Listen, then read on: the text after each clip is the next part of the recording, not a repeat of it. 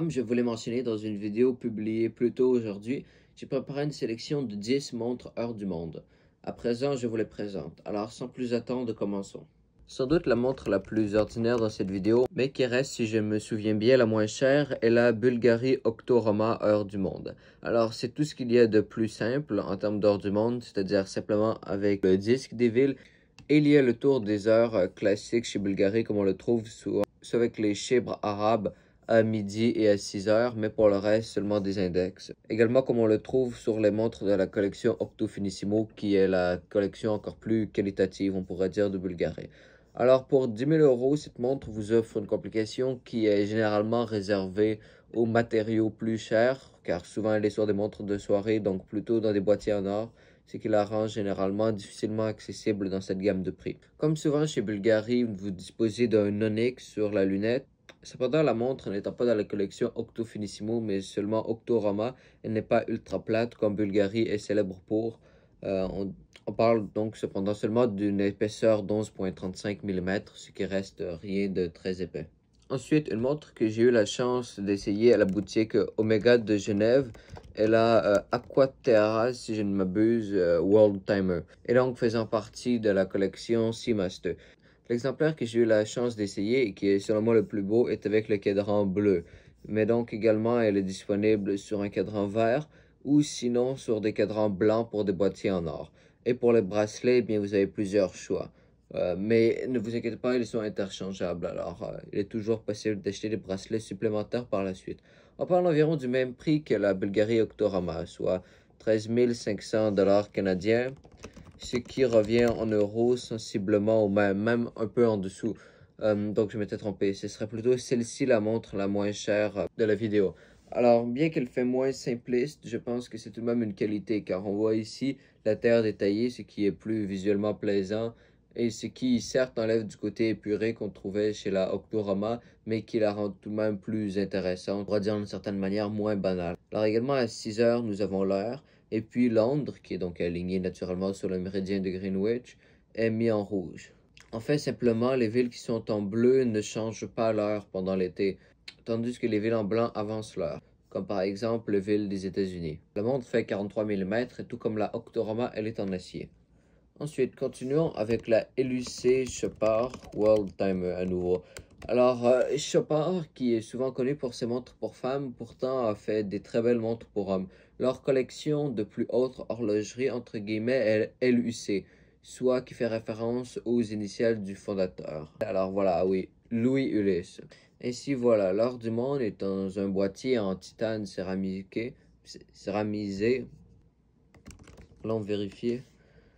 Alors non, bien que je ne puis pas trouver d'explication précise, je pense que c'est plutôt un alliage de titane. Lorsque je parle d'alliage de titane, dans les montres plus chères, il y a par exemple parfois du titane de grade 5, qui est de grade aéronautique, donc on peut retrouver dans des fusées ou alors dans les instruments médicaux. Et donc c'est entre guillemets le nec le plus ultra chez les montres en titane, mais c'est à un certain prix. Alors par exemple, on peut le retrouver chez Richard Mille, mais pour une montre à 14 000 €, on dispose de titane céramisé. La montre que je vous montrais n'était pas celle dont je parlais. C'était simplement la version GMT. Seulement, Chopard a bel et bien déjà commercialisé cette montre en version hors du monde. Cependant, je pense qu'elle est discontinuée car je n'ai su la trouver sur leur site. Alors, naturellement, nous avons les disques des villes. Ensuite, le disque des heures avec observé un changement de couleur pour indiquer le jour et la nuit, quoique ce ne sont pas bel et bien les heures de coucher et de lever de soleil puisqu'ils varient pendant la nuit, mais ça vous donne une idée générale. Tout comme par exemple sur la GMT Master 2 naturellement. Le centre du cadran est dans un gris et il fait plus simple et aide à complémenter les tons sombres de la montre qui lui donne un bel aspect furtif on pourrait dire alors qu'il fait pas trop voyant et qui fait certes moderne. Nous avons également le jour qui est indiqué par aiguille, ce qui fait beaucoup d'aiguilles au centre lorsqu'on le combine en plus avec la petite seconde. Ça me fait également penser à une montre qui ne fera pas partie de la vidéo, mais la Patek Philippe Heure du Monde qui vient d'être lancée cette année, soit en or blanc, avec un bracelet en denim, ce qui est très étrange. Voilà, celle-ci juste ici. Cependant, les jours sont ici indiqués complètement à l'extérieur que le disque le plus large, plutôt qu'en étant ici sur la Chopard le premier. Ensuite, continuons avec une marque que j'affectionne tout particulièrement pour ses montres de soirée, mais qui a aussi su faire des montres de sport qui ne déçoivent pas, contrairement à certaines marques qui semblaient faire seulement pour l'argent. Eh bien, dans le cas de la World Timer OVC de Vacheron Constantin, je pense que le calibre est tout de même intéressant et que donc, tout en faisant une montre un peu plus attrayant à un marché, on pourrait dire plus jeune ou qui s'intéresse moins à l'horlogerie, ils ont tout de même pu rester fidèles à leur source, on pourrait dire leur source étant le fait qu'ils sont une des plus vieilles manufactures de montres au monde. En fait, si on exclut Blancpain, qui a fermé pendant 30 ans et que donc on compte seulement les manufactures de montres qui ont opéré de manière continue, eh bien Vacheron Constantin sera la plus vieille marque au monde. Alors comme vous pouvez le voir, la montre était disponible car elle n'est plus vendue neuve, avec 3 cadrans, tous équipés d'un boîtier, d'un bracelet en acier. Les OV6 vendus en 2024 disposent tous d'un système de bracelet interchangeable. On peut donc le remplacer par un en cuir ou alors en caoutchouc, mais je ne saurais dire exactement si celles-ci en sont équipées. Comme souvent chez les heures du monde, la Terre est représentée au centre, comme c'est également généralement le cas en se basant sur le pôle Nord. La représentation de la Terre est dans des tons plus sombres de gris qui font des contrastes par exemple dans celle du centre avec les disques bleus. Disques qu'on peut également trouver comme vous pouvez le voir en brun. Cependant, ce sont les heures qui tournent, car ce qui peut varier dans les heures du monde est premièrement si le disque des heures ou des villes sont placés en premier et lequel tourne à l'opposé de rester statique.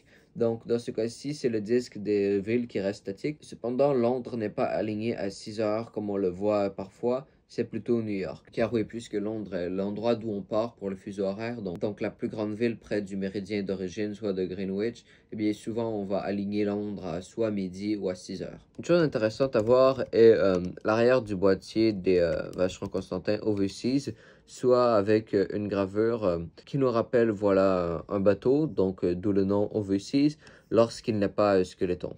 Ah, voilà, fantastique. Alors vous pouvez l'observer ici. Ensuite, une marque que j'affectionne tout particulièrement, vous le savez si vous avez vu mes nombreuses vidéos que j'ai fait dessus, est Breguet.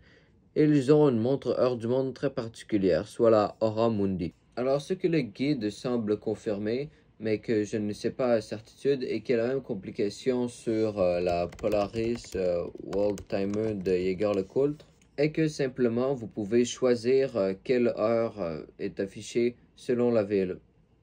Alors, en d'autres mots, vous pouvez naviguer avec la couronne, ou donc celle-ci sur la broguet, entre les villes. Par exemple, ici, Londres est pointé, ce qui fait que votre heure au centre affichée sera celle de Londres.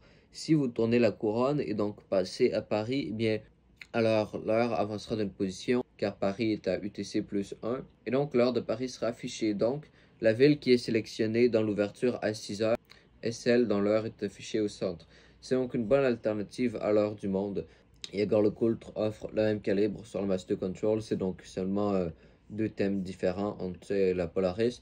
Alors bon, donc ce que je disais, c'est que la particularité supplémentaire sur la Breguet est qu'elle connaît deux fuseaux horaires, mais elle n'en affiche qu'un seul. Ce que ça implique donc, c'est qu'elle peut changer entre deux. Alors si vous observez, il n'y a qu'une seule aiguille des heures au centre. Alors vous pourriez dire, oui, mais on peut naviguer entre chaque ville, donc pas besoin d'afficher 2 heures différentes. Alors oui, d'une certaine manière, il n'y avait pas la nécessité d'afficher un deuxième fuseau horaire puisque vous avez déjà accès à l'heure dans chaque ville. Mais traditionnellement, dans les montres GMT, il y a cependant toujours 2 heures qui sont affichées. Simplement pour pouvoir naviguer facilement entre les deux si vous êtes par exemple à l'étranger et que vous vouliez voir l'heure locale chez vous pour par exemple communiquer avec votre famille. Alors donc la solution de Breguet est un poussoir qui permet donc d'afficher une autre heure. Alors, je ne sais pas si vous me suivez, mais donc ce que j'essaie d'expliquer est que la montre a mémorisé 2 heures.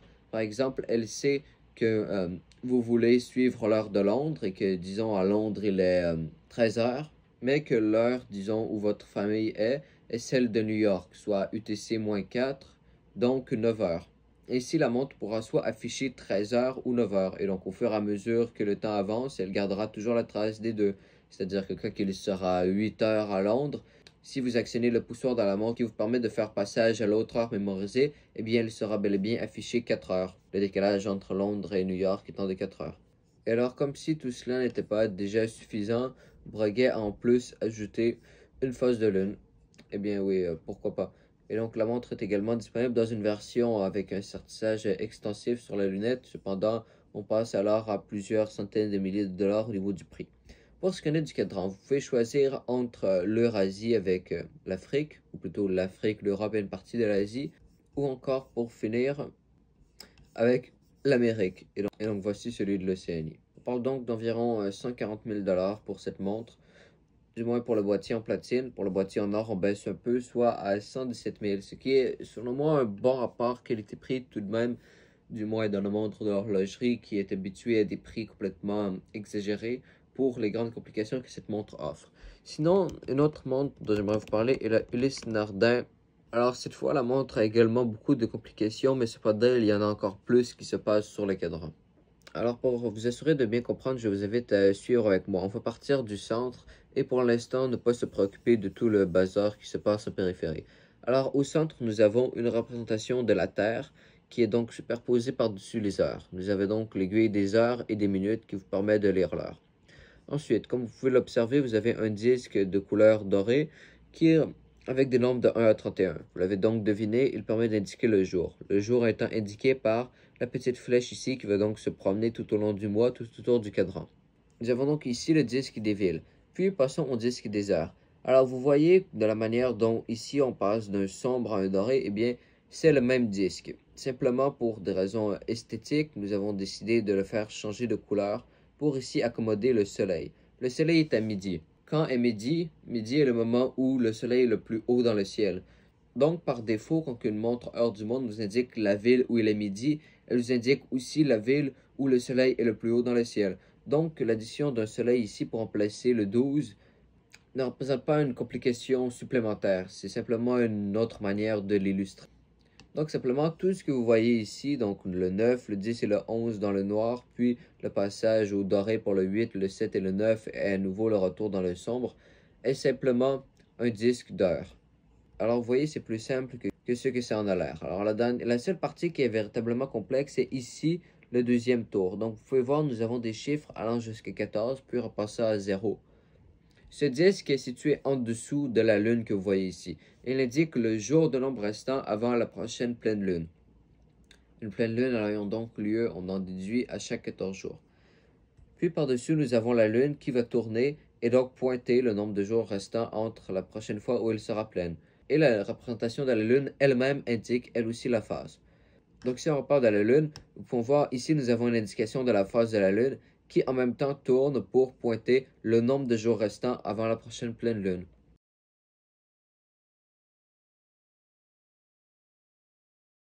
Alors ce changement de décor est pour spécifier des détails sur la Blast Moonstrike que j'avais oublié de mentionner pendant le tournage original.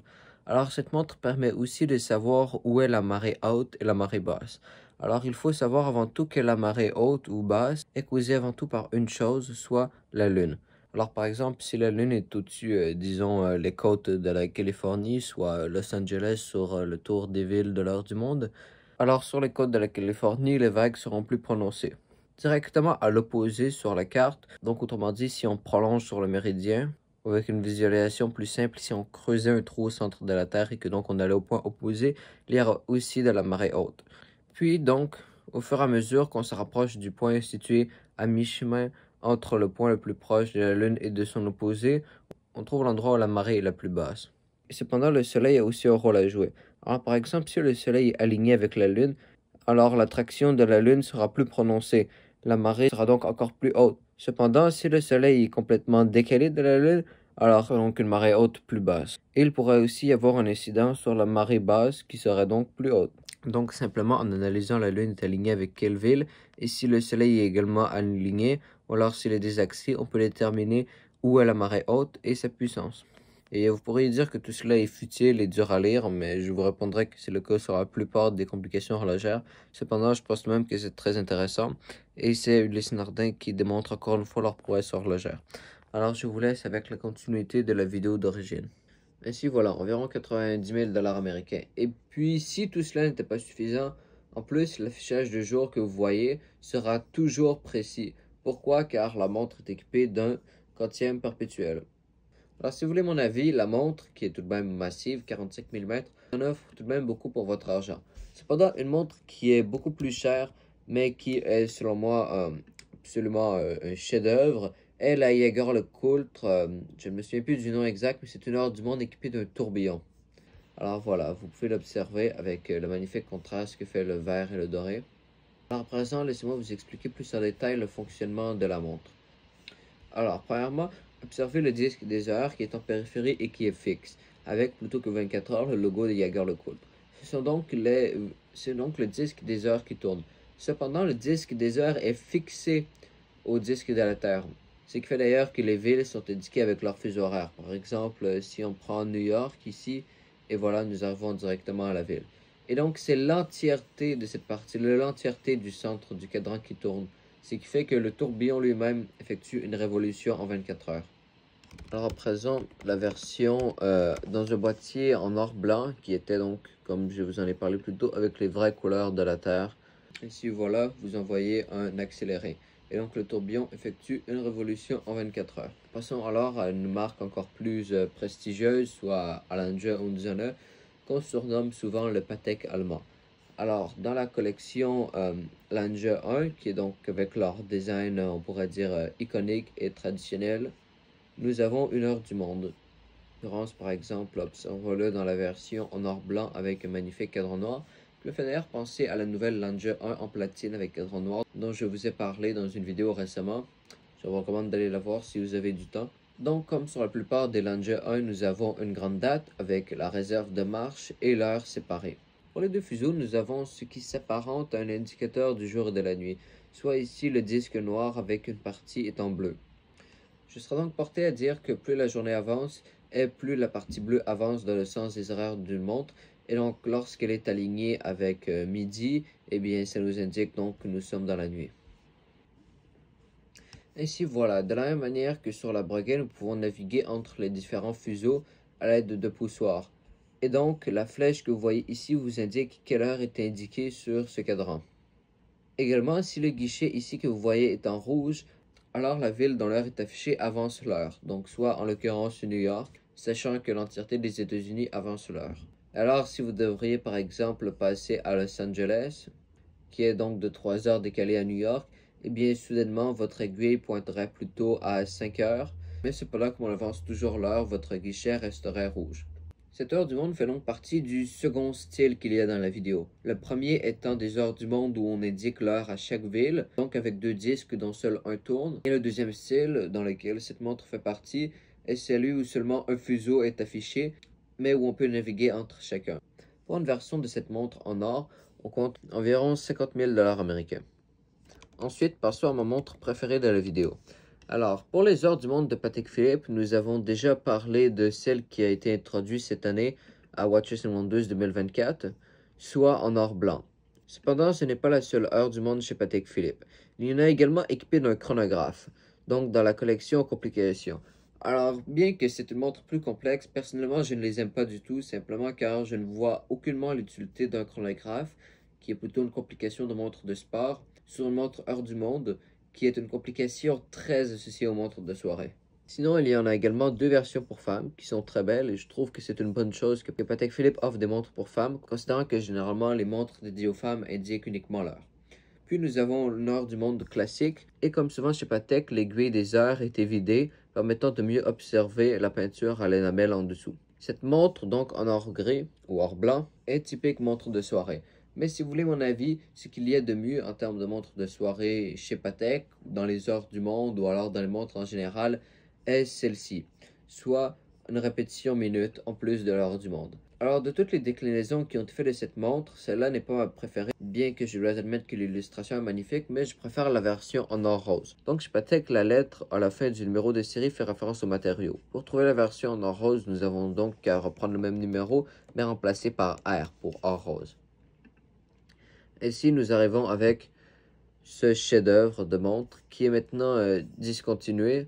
Cette montre-ci en or blanc se trouve pour autour de 700 000 $ américains neuve. Mais avant que Patek Philippe vous vende une grande complication, vous devez auparavant avoir déjà dépensé beaucoup chez eux. Et cependant, c'est possible de l'avoir à 700 000 $ américains neuve. Pour cette montre qui est discontinuée, planifiez au minimum du minimum 1 million de dollars américains. Et cela, c'est si vous avez la chance de trouver un vendeur qui vous ferait tout de même un prix très raisonnable. Donc je pense que c'est une montre auquel les propriétaires s'attachent énormément. Et donc les seuls que vous trouverez en ce moment sur le marché de l'usager publié sont vendus à plusieurs millions de dollars, mais cependant ce ne sont pas des prix raisonnables. Car la vérité est que la plupart des propriétaires de cette montre ne veulent pas la vendre. Cependant, si vous leur offrez un bon prix, admettons 1,5 million de dollars, eh bien, sûrement, ils vous la vendraient. Mais puisqu'ils n'ont pas l'intention de la vendre, à moins d'avoir un très bon prix, ils ne la publient pas sur des sites de revente. Donc, comme j'ai dit, un prix raisonnable pour cette montre serait entre 1 et 1,5 million de dollars américains.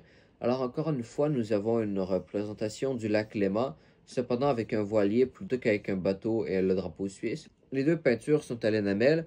Personnellement, je préfère celle-ci, mais les deux sont très belles, et dans ce cas-ci, ils complémentent très bien le boîtier en or rose ainsi que le disque. Observez également la très belle calligraphie sur le disque des villes, ce qui est le genre de sens du détail qui donne à Patek sa valeur et son mérite. Remplaçant midi et minuit, nous avons une représentation du soleil et de la lune. Observez que plutôt que par exemple Paris, nous avons Genève, soit la ville originaire de Patek Philippe, le calibre est le même. Le calibre, justement, nous y arrivons, dispose d'une répétition minute. Eh bien oui, tout simplement, pourquoi pas.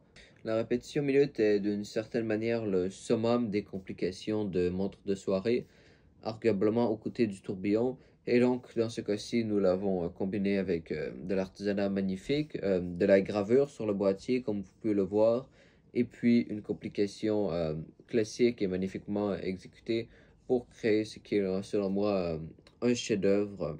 Et ce chef-d'œuvre équivaut réellement à 700 000 dollars américains? Eh bien, à vous de le déterminer selon votre budget et selon votre amour pour les montres. Mais je pense que cette montre est inarguablement magnifique. Ensuite, cette Patek Philippe était la 10e montre. Cependant, j'ai une mention honorable de Jacob Co. Cette montre n'est pas dans la sélection car elle ne compte pas exactement comme une heure du monde. Cependant, elle indique bel et bien tous les fuseaux horaires. Et c'est donc la SF 24. Nous l'avons soit avec un tourbillon ou simplement avec une petite seconde. Et elle vient également dans des versions certies. Alors, aux premières vues, vous vous demandez sûrement, mais qu'est-ce qui se passe dans cette montre? Eh bien, c'est très simple. Ici, nous avons un peu à la manière d'un ancien cadran, une indication des villes, et donc, je n'ai vraiment aucune manière de le mettre en mots. Des morceaux de plastique qui vont donc tomber et dans un rouleau pour afficher des différentes villes. Et donc, à l'appui d'un bouton, celui-ci, vous pouvez changer la ville qui est affichée. Et donc, d'un côté, le chiffre qui indique l'heure sera toujours équivalent alors qu'il est à la ville affichée. Donc, par exemple, il est 2 heures à Los Angeles. Et donc, si on voudrait passer à New York, on appuierait plusieurs fois. Mais à New York, qui est 3 heures en avance de Los Angeles, 5 heures sont affichées. Alors, plutôt que des explications qui seraient futiles, je vous laisse observer et donc remarquer comment les villes qui sont affichées changent.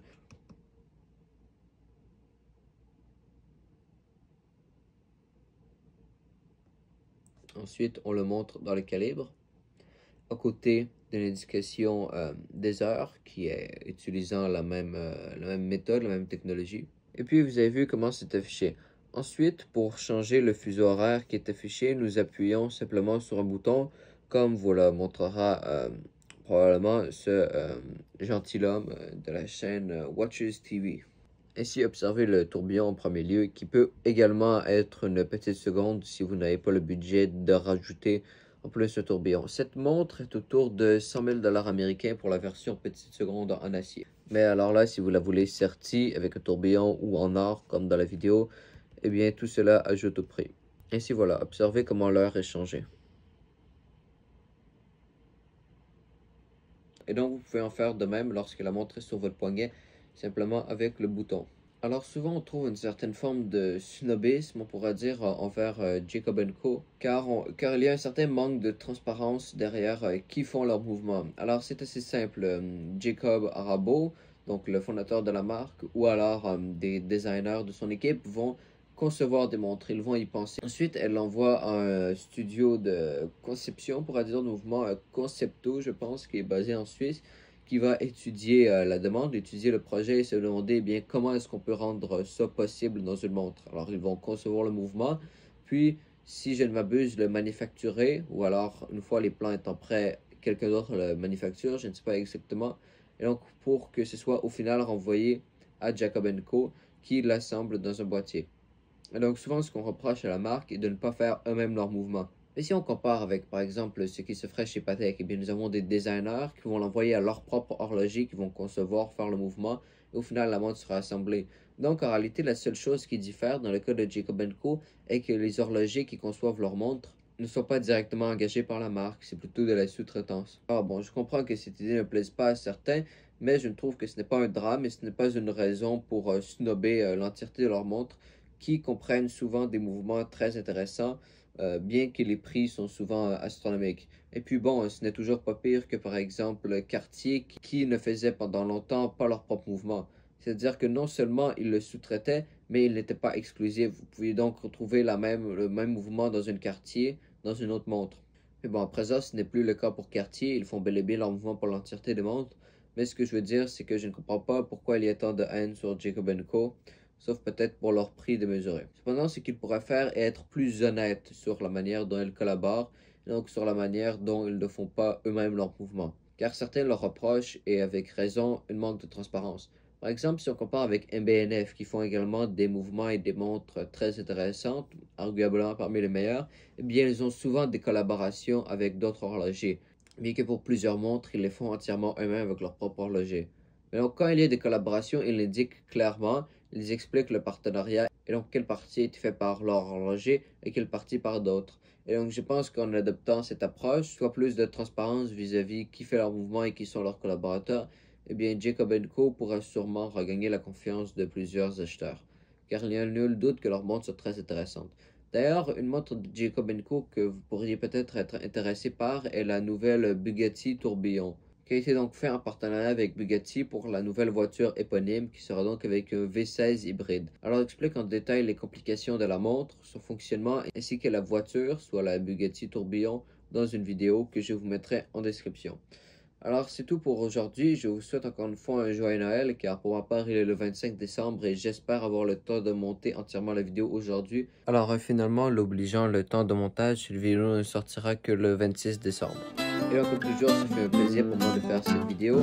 Prenez soin de vous et je vous souhaite à la prochaine.